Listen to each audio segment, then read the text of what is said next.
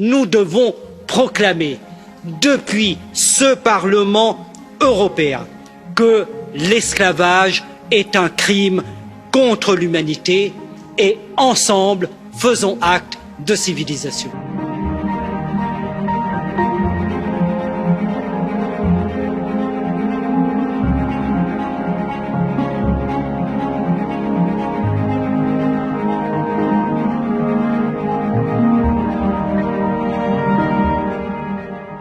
Un fait divers tragique est devenu un événement politique majeur.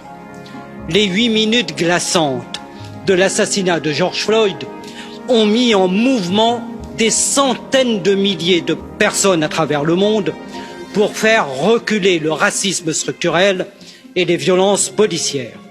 Et notre indignation cet après-midi dit combien ces actes offensent les valeurs que nous partageons.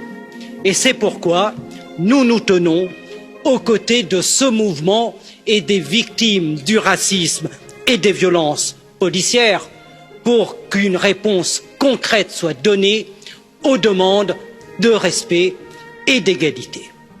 Devant cet événement, nous devons aussi regarder avec lucidité notre histoire et nous devons voir que cet événement renvoie à des siècles de domination des Noirs aux États-Unis et d'inégalité des conditions en Europe.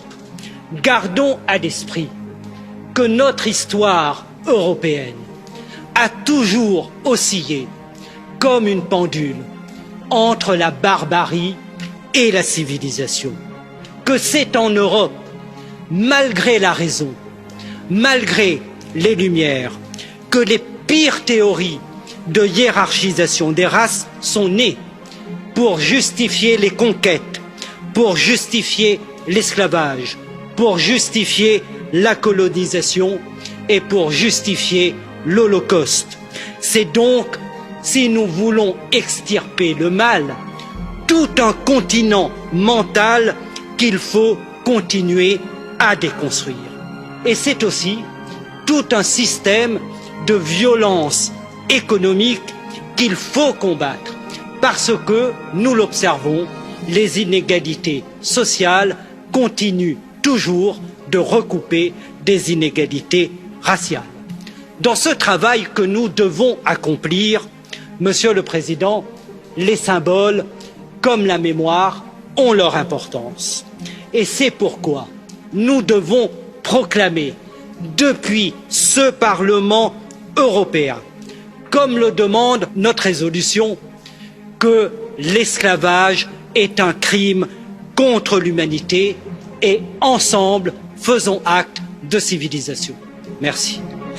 Grazie.